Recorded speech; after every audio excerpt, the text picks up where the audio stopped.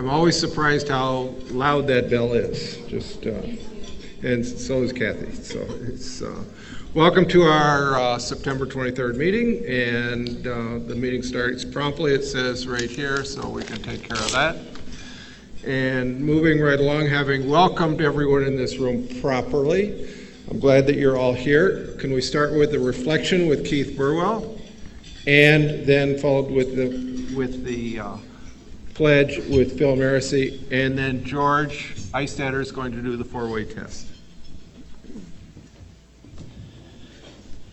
Okay, I'm supposed to be fast and quick today. As Rotary, we are a team, and we accomplish things in the community as a team. And since we have two of our great coaches with us today, I thought I'd do a reflection on actually an interesting team. In 1936, the Olympics, 9 Americans took on the Nazis in front of Hitler and 75,000 screaming Germans. This is the story of the greatest Olympic race you may have never heard of. Sports writer Graylin Rice called it the high spot of the 1936 Olympics. Bill Henry, who called the race for the CBS, said it was the most outstanding victory of the Olympics. And this was not any event that Jesse Owens took part in, nor was it any event that any track and field star took part in. It took place in the suburbs, Grunwald, when a group of college kids from the United States took on Germany and Italy in front of Hitler and the Third Reich. It was the 1936 U.S. Olympic team from the University of Washington. It was the Olympic rowing team. The results of the 1936 Olympic regatta was the inverse of the track and field, as we discussed. The German oarsmen, however, for all the accomplishments of Jesse Owens, had won and dominated the water.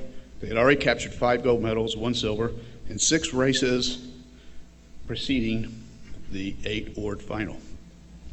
This group of working-class sons of loggers, ship workers, and farmers from the University of Washington had been rowing together for less than 5 months and were actually the number 2 team at the University of Washington, took on this task by beating all comers in the U.S. and quietly repeating the mantra, LGB, let's go to Berlin.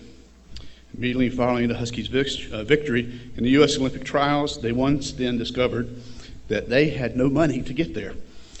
Seeing an opening, someone from the University of Pennsylvania suggested that the Quakers should take their place. The sports writers of the Seattle's top 2 papers, outraged at this slight of their local heroes, enlisted newsboys to solicit donations while hawking papers. The American Legion Post and the Chamber of Commerce all chipped in to send their team of 9 to Berlin. While on the boat, 2 of the members caught deathly cold, and during the entire event in Berlin, were deathly ill and barely made it onto the boat. So, a few minutes before 6 p.m. on August 14th, the race began. With 500 meters to go, they were in 5th place, and the team looked like it was dead. But then they started moving forward. With 300 meters, the Huskies pulled even with Germany and Italy. They crossed the line, no one knowing who actually won the race. It took them 6.5 minutes to declare that the winner had won in less than a second, and it was the U.S. When asked about their success at the end, each member of the 9 used only one word, team. Let us remember that as we go in our community each and every day as Rotarians to make our community better.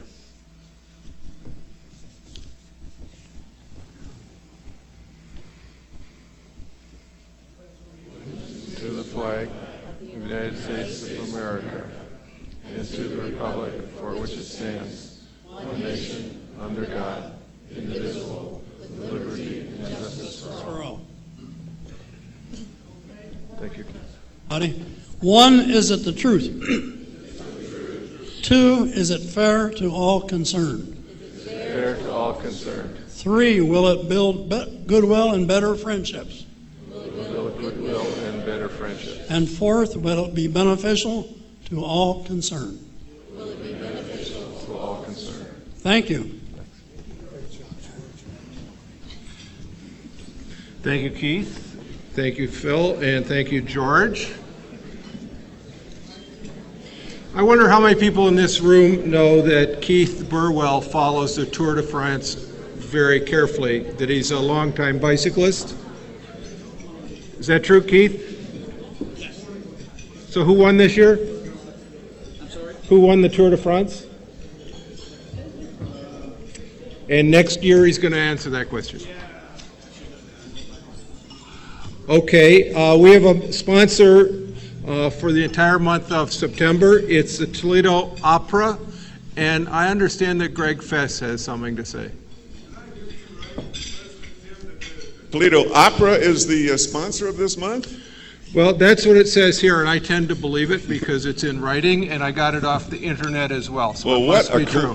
what a coincidence, because the Toledo Opera's performance of Verdi's Macbeth begins next week. On Wednesday night, we have our student night. Those of you involved in education, if you're teachers, Romulus, I'm talking to you. If you would like to arrange a student group from a school, please call the box office. It's not too late. That's next Wednesday night for our student night. Thank you, Romulus. And the premiere, it will be Friday night at 7:30. These are all at the Valentine. And then Sunday matinee at 2 o'clock. You may be asking, Tim, why I'm growing a beard. Well, I've been ordered to by this lady sitting here, the executive director of Toledo Opera, Suzanne Rourke. She wants me to look the part of a Scottish nobleman, so that's my effort. We'll see what happens. Well, I think you'd make a great Scottish nobleman. Thank you, President But Tim. how hard is it going to be to get tickets? We still have tickets. We're fine at the moment. Okay, so Good. We could sell out. We sell out a lot. We'll see about this performance. and where is this going to be at? At the Valentine, the newly refurbished Valentine that has the new shell in it. We won't be using the shell. We're not the symphony, but it's Okay, there. I like the beard for what it's worth. Thank you. Thank you. Maria White, you must be out there somewhere. I saw you. Would you come to the microphone? Hello, President Tim. Hello. We have one visiting Rotarian today. Would our one visiting Rotarian please stand as I read your name and then remain standing until President Tim welcomes you? We have with us Joshua Gibson from Monroe, Michigan. Oh, look at you.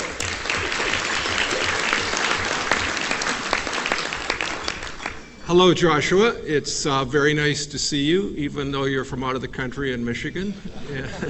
And you have all the people in this room are your friends. Please feel welcome.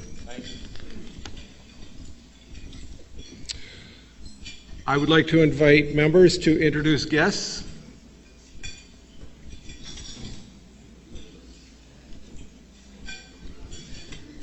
President Tim, I have with me today Dennis Sherry. Dennis is a recently retired executive from Mercy Health. Welcome, Dennis.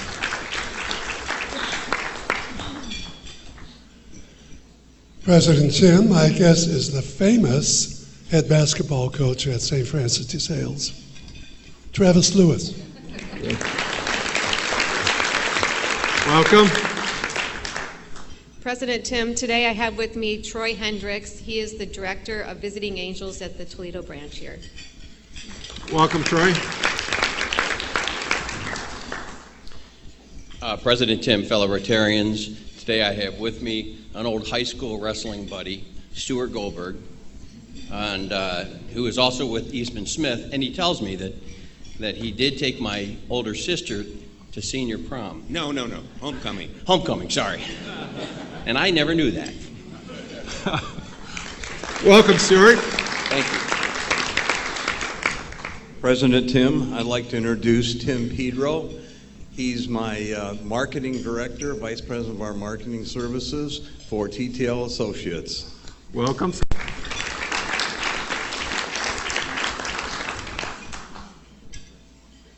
President Tim, fellow Rotarians, I'd like to introduce Guy Giffen. He is the owner and operator of Extreme Class Limousines.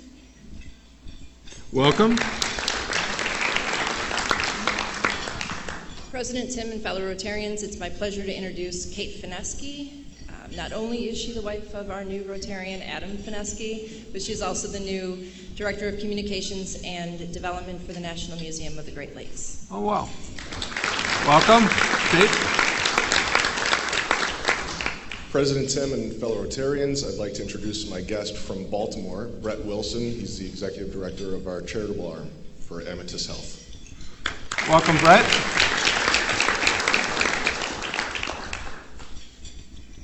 That's Baltimore, Ohio? Oh, okay.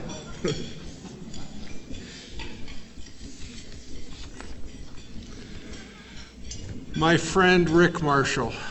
Boy, do I have some questions for you. My goal every Monday now is to avoid questions by being thorough. President Tim, fellow Rotarians, this Friday coming up, we have our annual Zoo Day with Toledo Rotary, students from St. Francis, hosting students from Glendale Fieldbach Elementary, those students with intellectual and developmental disabilities. It's a great tradition. We'll get started about 9 o'clock. We'll be paired up with students from Glendale Fieldbach, have an opportunity to show them around the zoo, spend some quality time with them, have a good lunch together, and be done sometime early afternoon. So we still have plenty of room for volunteers. We actually have a need for more volunteers. So please go online, sign up, call the Rotary office, whatever you need to do, we'd be happy to have you. I guarantee you a rewarding experience for the day. So thank you. Thank you very much. Rick, before you leave, just so I understand, we're all going to meet on the Anthony Wayne Trail side of the entrance to the zoo. That is correct. And that's going to be at 9 a.m. Is that correct? Kathy, correct me if I'm wrong. 9. Okay. Okay, and you're looking for more participants? Yes, we have plenty of room for more participants. The more we get, the better interaction we're able to have with the students from Glendale Fieldbach, better experience for everyone. From the bottom of my heart, thank you for what you're doing. It's very important. Thanks, everybody.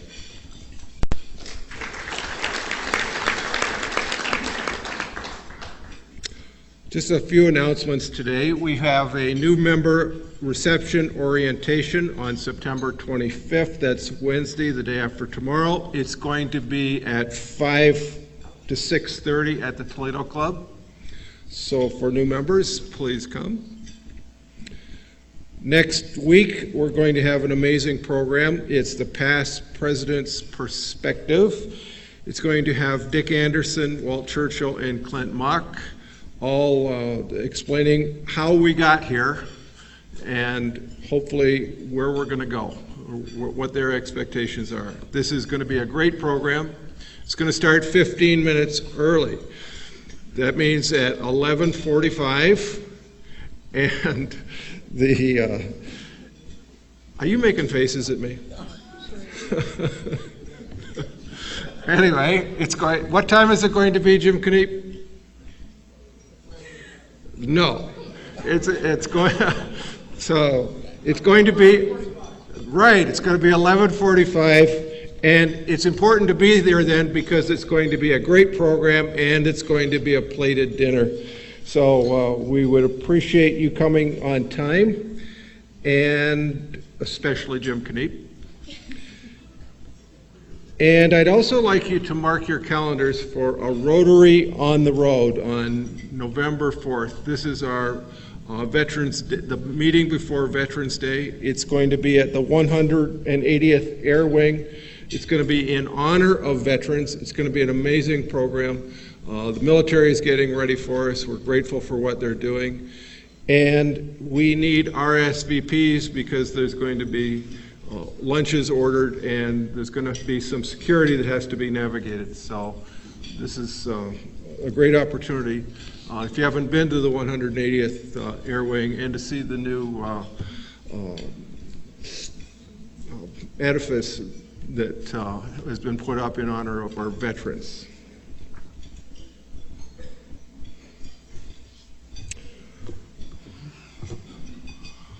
Romulus Durant, are you doing anything today?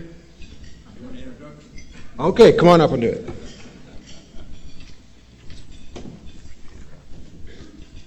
Good morning. It's good afternoon. Again, it's an honor to be on this stage today, to be in a timing of being up here with two great coaches here from the University of Toledo, being a graduate athletic program, and have the time to introduce a former graduate of University of Toledo in the athletic department, standing before athletic AD Mr. O'Brien and his executive team. It's a true honor to be able to have this timing of today. But to say it's an honor to introduce Dr. Adam Fineski, a 1995 TPS graduate of Bowser High School. Within his senior year, he was chosen as the Rowdy mascot. I knew you were going to say. Be careful, we got some Rowdy Rotarians in here. He took his team spirit to the University of Toledo, where he chaired varsity for 3 years. I have to share a story with you. He was the cheerleader at the varsity football team, and the football team had great respect for the men in the cheerleading squad. It was one of the very few that we allow into the gym when we work out. But I can tell you a story. When I came off the field into the sideline, I stood next to a player, and I looked next door, and I just saw something in the air, and the gentleman picked this young lady up and threw her on her hand and held her up like this. I looked at the player next to me, and I could bench it over 400 pounds. I looked at him, I thought, I don't think I could do that. He looked around me and said, me neither. But again, at the University of Toledo, he has earned his bachelor's degree in education, 2004 master's in education administration, 2015 received his doctorate degree from Cordia University in educational leadership.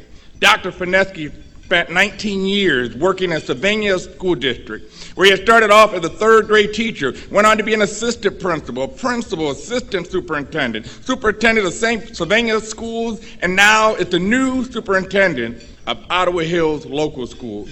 Within the greater Toledo region, Dr. Fineski is a member of the Sylvania Rotary, served on the ProMedica Metro Foundation Board of Trustees, Sylvania Chamber of Commerce Board of Trustees, Sylvania Area Improvement Cooperation, and the Sylvania Historical Society Board of Trustees.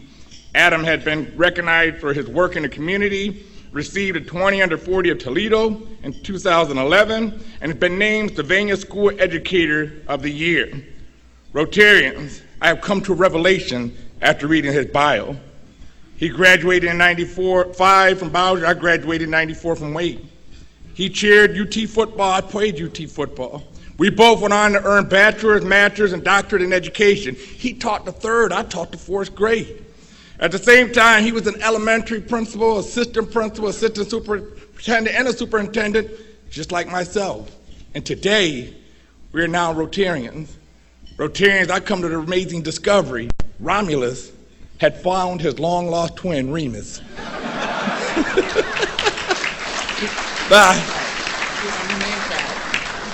Don't let the complexion fool you, it's there.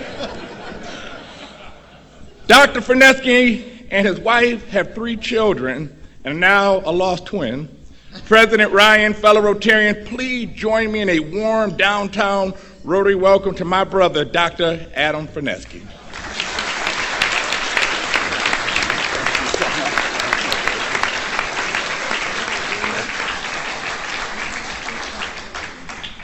I have so many questions. So, well, apparently you're not brothers, long-lost brothers, but you share a grandmother. Who did Grandma like best? Probably him.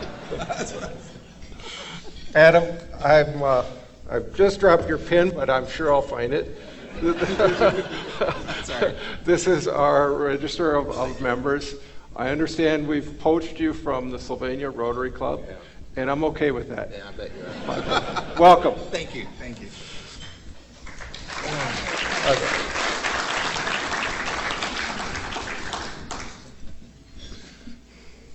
Shireen, would you come to the podium and tell us what's going on with new members, please? Well, I don't know how to follow that up, I'm not going to lie. I'm Shireen Murad, and I am your chairman for new member development. And I know you all have work to do on your phones, but I need you to put them down because today I'm going to say something extremely important. I need everyone's attention. We as a club, which is each and every one of you, are launching a new campaign. And with all of you a part of the membership development, I can't do it alone, and my team of 10 can't do it alone. So we put together a very simple campaign, and I'm going to let the video do the work. Walt?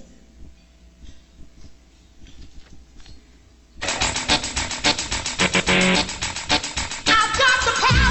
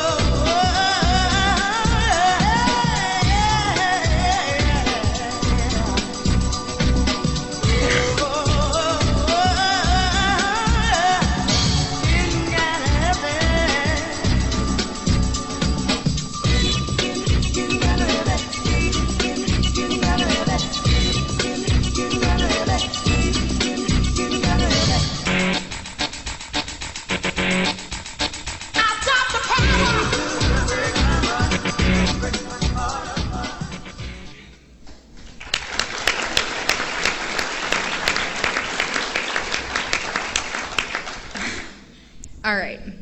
You guys have all become leaders in this community for a reason, right? You can do one person. Well, okay, sorry. You can bring one person. Sorry. You can bring one person onto Rotary. I am so sorry. All right. We all know, if you know me, you know I'm nervous, so I'm so sorry. All right, let's open up these brochures each and every one of you have on your table. It's going to make it a lot easier for you.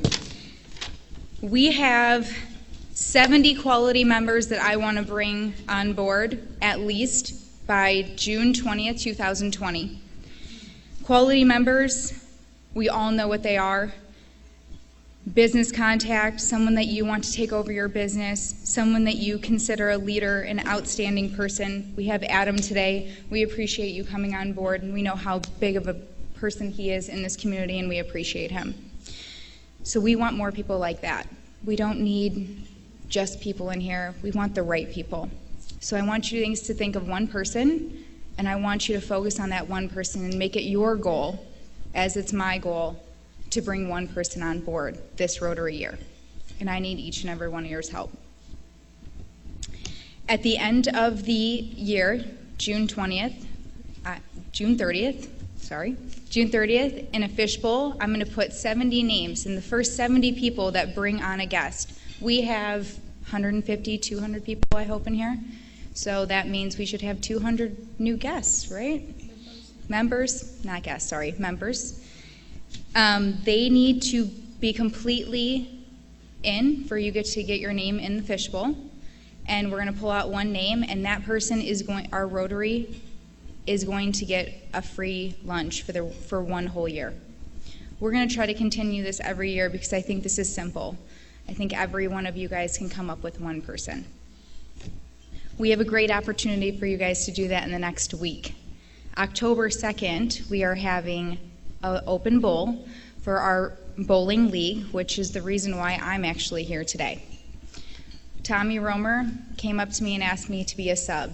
After I became a sub, I had more fun than I thought I could by coming back to Toledo after moving from Miami. I've made friends here that I never thought that I would have, and I want each and every person to experience what I've experienced in Rotary.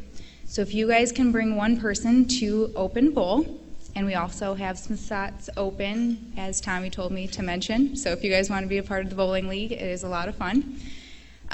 Please bring them. It's from 4 to 7 at Bolero. And I can't wait for you guys all to show me what you have and bring one person that you thought could be a part of Rotary. And I expect every single one of you guys there as well. It's part of your commitment to Rotary. All right, I know he's going to have a lot of questions for me, but I am going to close this up with monthly. I'm going to be announcing everyone that has brought somebody into Rotary for the month, that has brought in an actual member at the spoke, so everyone can know where we stand on our goals. And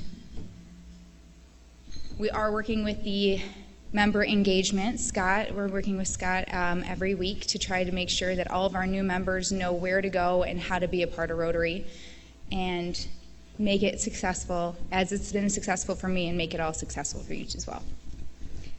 All right.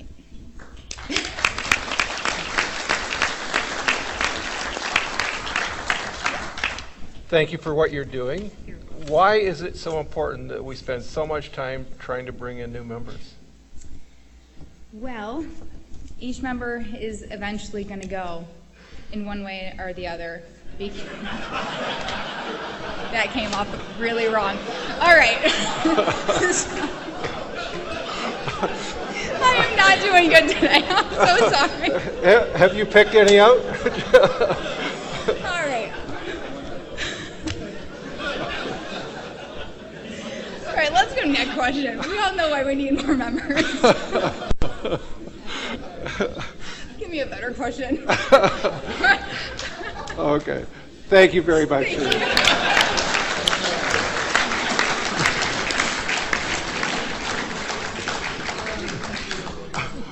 I've heard that various comments on the same theme. I've never heard that answer before. Do you have a list? Thank you, Shireen. It's very important, the work that you and your committee are doing. It's the lifeblood of this club. We always need to be revitalizing ourselves, and we need the community leaders and the new ideas and new energy that they bring. And some of you guys have a life expectancy, well, shelf life. Mr. Bob Savage, my friend, would you join me at the podium and do what you're going to do? Thanks, Tim. So almost to the program here. I'm here to introduce Coach Cullop and Coach Kowalczyk from the University of Toledo, the respective men's and women's coaches. I actually grew up about 4 blocks from University Tower. So I remember when I was a kid walking over to the field house with my dad almost every week to watch the team. And I'm proud here to, as sort of my adopted school, introduce the coaches. Tricia, you have been here since 2008. After coming off outstanding record at the University of Evansville and having played at Purdue. But not only have you been a great basketball coach, but you really have become somewhat of an institution in the women's basketball team in the city of Toledo, and an inspiration to young women and ladies that pack the arena for the games. And I don't know what percentage you've increased the attendance. Maybe somebody down here at that table knows, but it's a lot. And it's great to see the following that you have with the team. Todd, you come in here and turned around the men's team and made tremendous progress after having been at Rutgers, Marquette, and Green Bay prior, and have the team back at the top of the conference. Last two years winning the division. I remember when I was growing up, actually, usually UT and BG were competing at the top of the conference, and Marcus, you'll remember those days, and you were playing, maybe wearing the other color jersey. And I remember when I was a kid, I went to church not too far from the University of Toledo, and the priest who had a nephew who played for Bowling Green, maybe to my horror, actually prayed that Bowling Green would win during church. Father O, I hope it's okay that I didn't say amen to that prayer. But it's good to see the team returning to that status. And without further ado, coaches, the podium's yours.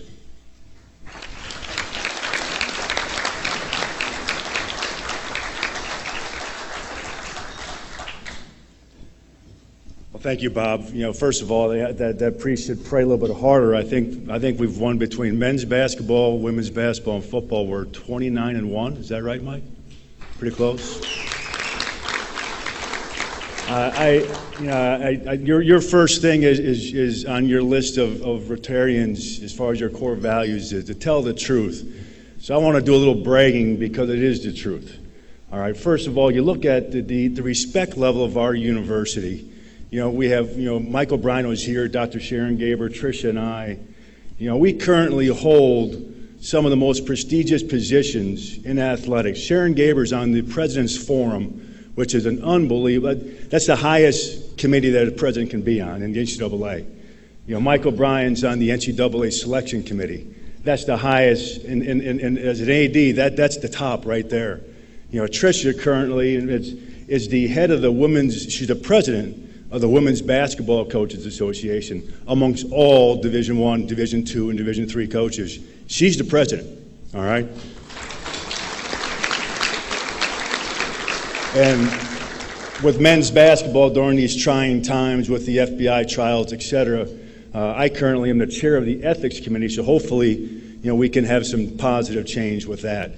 Bob asked us to talk about some things about, why our teams are successful, and not necessarily basketball things. And I think for us, on the men's side, it really comes back to our core values. When I first got here, I was really, impressed and excited about the TOL EDO chant. I'd be in an airport, could be throughout the country and the world, and I'd see somebody and someone say, "Hey, Todd, TOL." And obviously, enthusiastically, I'd say EDO back. So we really tried to script our core values in an acronym form around that phrase. If you talk to our players and ask them what the T stands for, they'll tell you it's thankful. We want our players to be unbelievably thankful to go to a great university, play in front of great fans. And I can tell you this, I as the head coach and my staff are very, very thankful to be a part of this great university and this community. The O for us is about ownership, and we're trying to create, ownership amongst our team every day and our student body. And that's a really hard thing to do in your businesses or in, athletics. How do you get the 13th man to have the same amount of ownership as the star player? So we spend a lot of time talking about it and trying to praise the guys who don't get the headlines, for doing, small things, whether it be setting screens, helping defense, whatever it may be, or just being a practice player. The L in Toledo is an acronym, is about loving their teammates. And I think this year's team and last year's team had great chemistry, and I think this year's team is even going to be better. And this is without a question the best leadership I've ever had in 18 years as a head coach. The E in Toledo for us is about enthusiasm, and we always want our players to have enthusiasm, and if they don't have it, they got to find it to be successful in any walk in life, and currently as a player and as students, certainly when they go on to professional careers. The D for us is about development. We don't have the ability to go out and recruit Dwayne Wade at the University of Toledo. We got to get really good players like Jordan Love, Jalen Sanford, Nate Navigado, Justin Drummond, and get them better every year, every week. And I think that's why we have been very, very successful, because our players get better. And the last O for us is really about being a foxhole guy and being only us. When I say only us, our core team is our players, our manager, our trainer, the people that are on the bus trips every single time. Those are the people that we listen to and accept criticism from and give criticism to. But I think those core values have really, really helped us to be successful. Last year, the last 2 years, we won back-to-back MAC West champions. First time it's been done in school history. 48 wins over the last 2 years, the most in school history. And we've had the most wins in school history at 27 in 2015. Second most wins in this past year, 2019, at 25, and also the third most wins in 2018 with 23 wins. I think this year's team could be even better. I know many of you come to our games. We greatly appreciate your support. Come out Saturday at 12 noon to help the football team. Come out. Tricia's attendance every year is fantastic. On the men's basketball side, we've been top 2 in attendance for over 30 straight years. And that's a credit to this community and the support level that you've given the athletic department. The one thing I'd like to do, and maybe I get the opportunity to introduce Tricia here a little bit more too, right? This doesn't, and Mike would tell you, this doesn't happen a lot in college athletics, but I consider Tricia one of my closest friends, and I've learned so much basketball from her and how to run a program. We constantly are communicating and sharing ideas to help us become better, and to have somebody alongside that we can bounce ideas off of is comforting. I know this. It's made me a better coach having her across the hall. Tricia.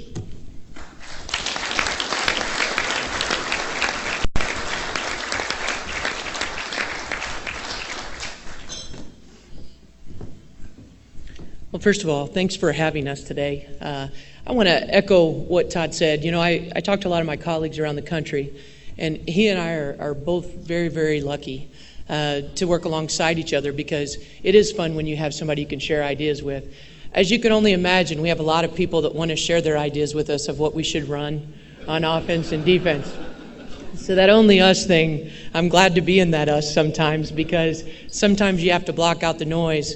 And, after a tough loss, you don't hear from a lot of people, but I hear from him. And that means the world, because that's the toughest times we go through. Or you lose a recruit, and you have no idea how many years, I'm not talking about days, years we've spent on that recruit. And so a lot of our time that we were away from our families, and we're away from people that, matter in our lives, to go after that recruit, it's a blow when that happens. So I can't say enough good things about Todd. I've stolen almost his whole playbook. So I laugh. Some of my colleagues say, well, I watch the men's team, so I'm prepared for you.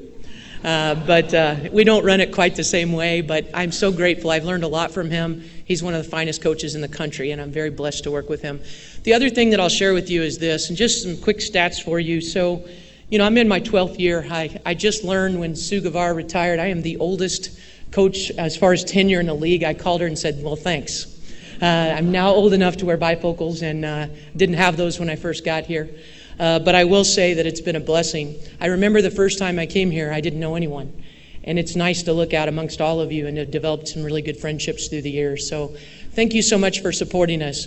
In the last 8 years, 7 out of those 8 years, we've been top 30 in the country in attendance in women's basketball. And so that's a credit to all of you. That year we weren't. I think we missed it by 8 people, so if Rotary would have showed up, I'm going to take attendance. But, it is pretty cool. We're ahead of people like Stanford, Michigan, Texas. And as Heather will tell you, if you look around their athletic department and look at their marketing department in specific, and you look at her department, they look different. There's a few more people sitting inside them. So the fact that all of you are such loyal sports fans, when I go recruiting, my pitch to them is this: we're very different in that we really do have people who care, but they just don't care about wins and losses. They're going to help you get a job. And so when I show them a picture of our arena that's full, I say to them, they've helped us win close to 80% of our home games, which we have over the last 11 years. It's going to be 12, right? Mike's counting on that from me. But secondly, they're going to help you get a job. One thing I will share with you that I need your help. Every year we've started having all of our players have a mentor in their field. And I need all of you, if you're interested, email me. I'd love to have you sign up for that. We've had a lot of great success with doctors, lawyers, whatever. I just had a kid get a finance job over at Smucker's in Cleveland. My other 3 graduates from last year are in getting their MBA. So they're in their second or first year of getting an MBA, and that's just last year's class. So we've had a lot of success. We have doctors in town. We had a girl that was working at the Ability Center who just got a job in Fort Wayne who was doing a fantastic job as well. So a lot of success coming out of both programs. But that starts at the top. Our administration is unbelievable. I love that when kids on our recruits come to a tailgate, they get to meet Mike, they get to meet Dr. Gaber. That doesn't happen everywhere. So they put their words mean something when they say they care. And that's what I've found of this whole community. And we're very, very grateful for that. When we go recruiting, the 3 things that matter to me are this. First of all, I'm watching them, and what catches my eye is athletically, can they help us? Not only can they help us win a championship? Because that's the litmus test. Then the second level is, what kind of attitude do they have? Are they somebody that's going to represent us well when you see them out in the community? Because our kids are going to be very active in the community. And then the third thing is, academically, can they handle it? And so those 3 things are what we look at. The other thing that we really preach to our kids is blue collar, gold standard.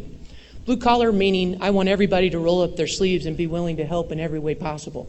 And gold standard in that, no whether it's off the court or on the court, that we have the highest standards for them, that they represent us with class in everything they do. And I think that's so important. But we're very blessed. I've had some unbelievable kids. We've graduated 100% of our kids. We've averaged around a 3.2 over the last 11 years.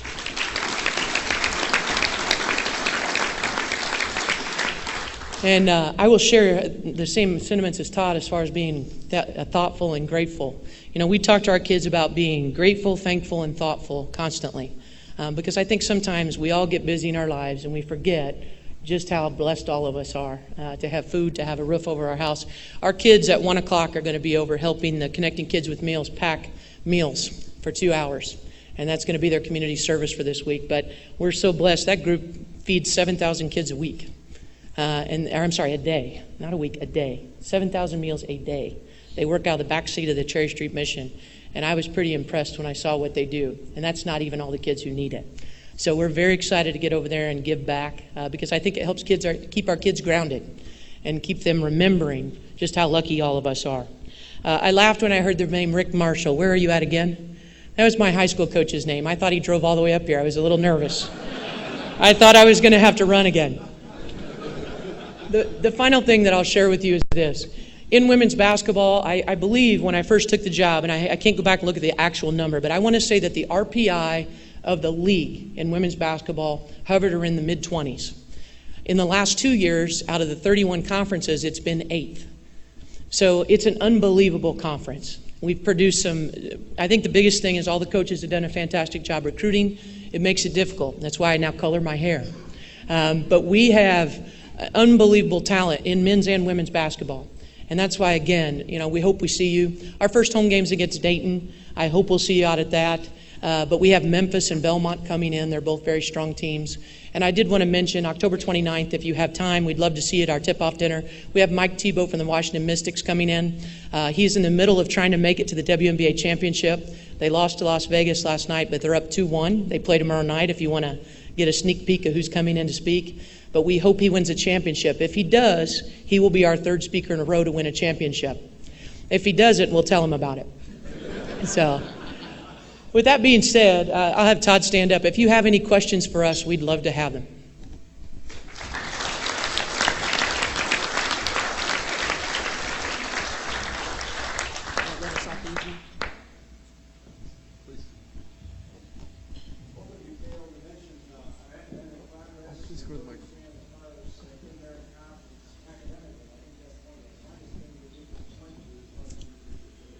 Well, the question is where we stand academically as far as, in the Mid-American Conference, and we have won the Academic Achievement Award for the athletic department 4 of the last 6 years. No, 6 of the last 8 years. 6 of the last 8 years. I'm glad you brought that. We had a very important recruiting weekend, and we're going against 2 MAC schools, and I showed them the list of 8. The schools we're recruiting against weren't on that list. All right. On men's basketball, one thing that we're really proud of, 4 of the last 6 years, we've had a team GP over a 3.0. This past year, we had a 3.2. And there's only 7 teams in the country that had 25 wins or more and a 3.0. University of Toledo men's basketball is one of those 7.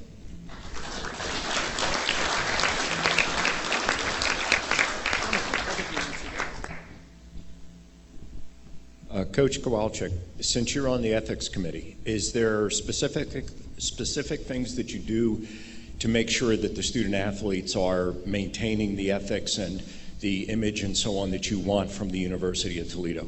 Well, we're really proud. Tricia is with her women. I certainly with our men. First of all, they're really good students. They understand that first and foremost, when we recruit them, we talk much more about the academic side than we do the basketball side, that they're going to graduate from a great school. But being an ethical student is really, really important, obviously, especially in this day's world with a lot of online classes.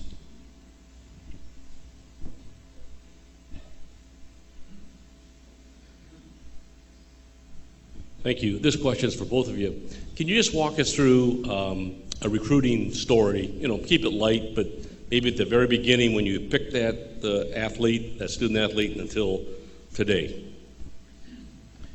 A lot of people don't realize that sometimes that starts as early as 8th grade or freshman year.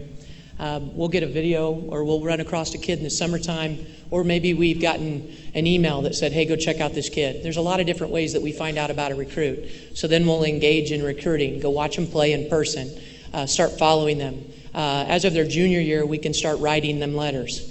Then we start in with phone calls. Even before that, a kid can call you, but you can't call them. And that starts happening at a really young age, where we're asking their coach to say, hey, have this person call me. So we've spent hours upon hours, every week writing, calling, talking to these kids. We're allowed 7 recruiting opportunities a year to go watch them. And that doesn't include the summer. That's just the academic year. So going to their school and watching them play, going to watch them in a tournament, and then in July following them as much as we possibly can, and then having them come to campus for an unofficial visit, meaning they pay their own way. A lot of kids will take several of those, but they can only take 5 official paid visits. So when they come, it's a 48-hour period where a kid comes to campus, we pay for everything for them and their family, and they see if it's a good fit. And then, usually a kid, sometime between late in their junior year through the beginning of their senior year is usually when the decision making happens, because early November is when they can sign their senior year. If they haven't signed then it's a rat race through to the end of April, because the floodgates open. And so then late signing happens in April. But again, it's a long process. Most of our recruits, I would say, we average 3 years of recruiting them. And so that's why I say, if you lose someone, that's why we have to recruit numbers of kids. And we try not to have too many numbers. You just want to do a great job. It's probably how you feel about a lot of your clients. You just want to do a great job, and you want to find the right fit. Today's really one of the first days I've seen Tricia in about a month. Because here's our September is all. I mean, it's worse than the season. Typically, we practice in the mornings. She goes in the afternoons, but we'll practice in the mornings. Myself and my staff, we are on the road every single day. It could be up to a 3, 4 hour, 5 hour ride, and then we come back at night, sleep in our own beds. We practice and do it all Monday through Thursday. Then the kids come on campus over the weekend, and we have to entertain them all weekend long with their parents. So September is a rough month for us. We're both looking forward to tomorrow when the season actually starts and we can see each other again and breathe. So we're not gone yet. Just kidding. Just kidding. You're not on our list. I was going to let that marinate for a little bit. There's a lot of conversation across the country about sportsmanship, not on the court, but actually up in the stands with fans and parents. You spend a lot of time with high school athletes, and obviously you've probably seen it at the collegiate level as well. I'm curious kind of your thoughts on the challenges that officials and leagues and teams are having with parents overstepping their bounds, and then just kind of how you've seen the game change just in your time as a coach. I promise you, I'm going to be that dad, as Mike was. I am not sitting by any parents at games. I'm going to go sit up in the corner and watch my son and be positive if I can. You know, Adam, I'll be the positive fan. I'm going to be up in the stands being positive. There's too much negativity, way too much at our games, you know, every level. And I'm not sure that's a healthy thing, particularly at the high school level and below. When I go out recruiting and see how some of these people treat the officials, I'm appalled. And you wonder why we can't get officials in high school anymore. Those high school officials do it for the love of the game. They don't do it for the money. They're getting $100 a game max. All right, that's all they get. So that, you know, if you're out there, just cheer positively and make sure if you hear any negativity, go sit away from it. I would agree. Go ahead. Todd, we take positive dads over at St. Francis too, just in case you want to come sit in the stands. Coach Cullop, we do a big internship thing with our guys in June, get them out in the community, start thinking degree-wise for the follow-up process of the internship that you run. What would you say the best method or the best strategy, the things you've had over the years? You know, I think that we've only done this for 2 years. I actually stole it from another coach that was doing it down south, but having an opportunity for these kids to connect with someone that's in their field of study once a month. And there are times during the season it gets hard, so they make it up in another month, but having an opportunity to go to lunch and say, you know, what is the job really like? Because everybody thinks all Todd and I do is X and O it all day, and that's about 10% of our job. If they only knew everything else we do. You know, from marketing to, you know, worrying about our kids academically to recruiting. It's funny when you do that whole pie graph of what the job is. That's why I want our kids to know before they go study and become that they really want to be that. And so having an opportunity to go job shadow, having an opportunity to go have lunch and ask, what was hard for you when you first started out? Maybe it's something that gets that kid through the door, and maybe you just save them 2 or 3 years of a lot of obstacles. Maybe it's just simply this. When they graduate, now they have 3 references on that list of people who are actually going to fight for them because they know them. Instead of that kid just calling somebody and say, hey, would you put on a reference list? And they call and they're like, I don't really know them. I think that kind of follow-up has been what we like the best, is that our kids have great connections in the community now. One thing we do after our games is our kids, we don't go to the locker room. As soon as the game ends, I go say a few words to my kids and I go up in the stands, and people wonder why we do that, but it's because I want them to meet everyone in the stands that they can. There might be a future employer up there, and they don't need to hear from me after a game. They know what they did, and whether it was good or bad, you know, whether it was good or bad. And sometimes I've said to a kid, back when I used to go in the locker room, hey, you played great, and then I watch film and I'm like, ooh, she didn't play so great. And we had to have that conversation the next day. So we just wait till the next day, and they get to meet a lot of people and go see their family. And more importantly, too, the media gets to see them quicker so that stories can get into the Blade or into the TV stations, so that hopefully we can get some more people to the games. And even those interviewing skills that they get from being in front of the media, you know, think about it, 4 years of answering tough questions that you have no idea what they're going to ask you, that has to prepare you for an interview as well.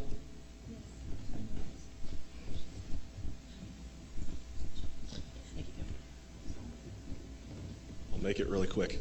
Wonderful presentation, and thank you guys for coming out and spending some time with us. I went to the University of Toledo, go Rockets, and I played baseball there, hurt my shoulder, and struggled with the prescriptions that were given to me. My question is, with all the attention around substance abuse, mental health, even, I mean, in the media, that's vaping has been out there right now. Prevention in high schools and junior highs is a little bit easier because we're talking about individuals that legally can't make those decisions. But what steps, if any, are you guys taking to kind of tackle that with, I guess, just overall health, well-being, specifically with injuries related to athletics? Well, we have, without question, the best trainer, in the country, in Brian Jones, and our medical staff is really good. Dr. Cruz, Neil Bohor, we have so many fine doctors that they do a great job of, whether it be mental health, which is really one of the biggest things in the last 5 years. Substance abuse, we have not seen a whole lot of that in our department. But I do think just the overall care that we give our student athletes at the University of Toledo is far superior than what our peers are doing nationally.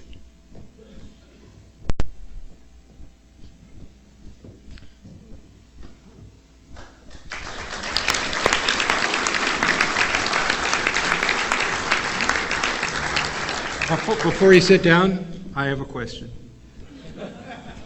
I wonder if either or both of you would like to comment on how you feel what you do in sports at the University of Toledo.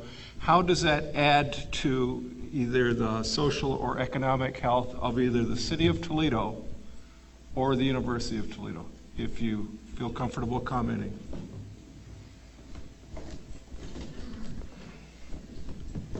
Well, when I think back to college, I think about wonderful experiences, wonderful memories. And I think for our community, I hope what we're creating is some wonderful experiences where you come be a part of something special.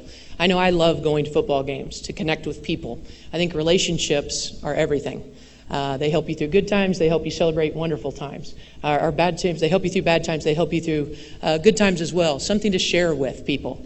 And I think those sports moments hopefully are doing that for people. You just got done with a rough week, and there's nothing better than going and screaming your head off. Hopefully it's not at Todd or I, but we want you to have a good time.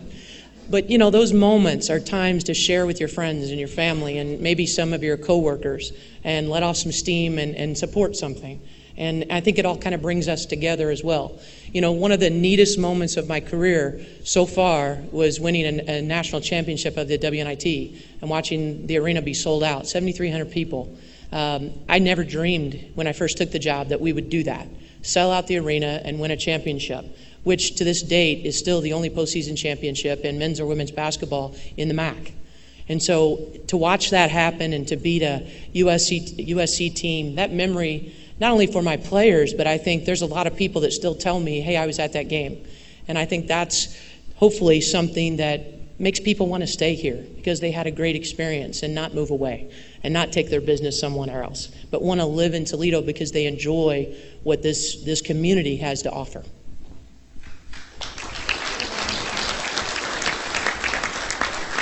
You look at the economic impact that the athletic department has in this area. Just go out Saturday night, all right? We're struggling right now to find, just reservations for recruiting visits. We're going to have 27,000 people at that football game. All the restaurants are going to be packed because the Rocket football fans are going out after the game with a noon start. It's the same way after women's basketball or after men's basketball. Try to go get a pizza at Stubborn Brother before one of our games. It's not happening. It's packed. So there's so much impact that we can do. And then you look at, and this is Dr. Gaber's quote, not ours as coaches, but she refers to athletics as the front porch of the university. Not that we're the foundation and we're better than the academic side. We're different. We can present more positive things to the public through athletics than any other thing on campus simply because of national TV, the newspaper, the attention that we get. You look at the football games that are on, in November nationally. When we go out and speak at different alumni associations throughout the country, you'd be shocked at how many those organizations get together in Phoenix or Dallas or Florida and get 100 or 150 people to go to one single bar in their Rocket gears and cheer us on. There's an impact nationally regarding athletics as well.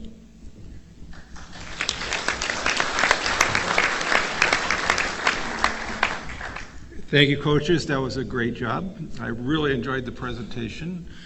In honor of your visit today, we're going to do two things.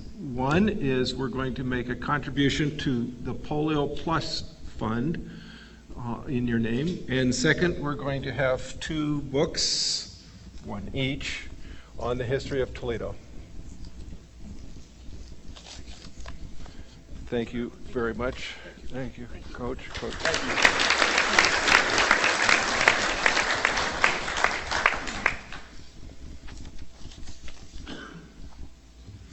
Next week, we meet on Monday as normal, except for, Jim, what time are we meeting? 11:45. We're meeting at 11:45. I appreciate you not making any more faces at me.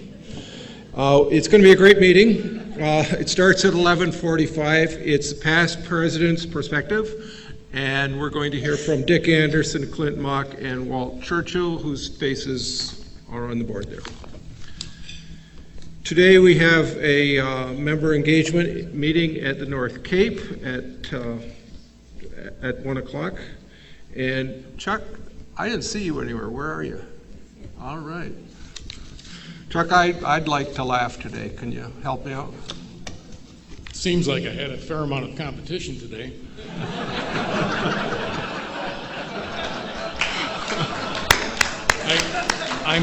You have to forgive me, I'm old, so I'm not quite sure what Shireen meant by go and do, other than the fact that I hope for some of the people in this room it doesn't happen simultaneously. And Romulus, it's easy for me to be able to tell the difference between you and Adam. You have a goatee, so that works for me. Highly sophisticated humor. A duck walks into a bar and says to the bartender, "I'd like to buy some peanuts." The bartender said, "Sorry, we don't sell peanuts." The duck leaves. The next day, the duck returns and again says, "I want to buy some peanuts." The bartender replies, a bit gruffly this time, "I already told you, I don't sell peanuts." The duck leaves. The next day, the duck comes in once again and yet again demands, "I want to buy some peanuts." The outraged bartender yells back, "Listen, I told you I don't sell peanuts. If you ask me one more time, I'll nail your beak to that wall." The duck leaves. The next day, the duck walks into the bar, and before the bartender can say a word, the duck says, "Do you have any nails?" The bartender looks back and says quietly, "No, we don't have any nails." The duck then asks, "Well, do you have any peanuts?" Thank you, Chuck.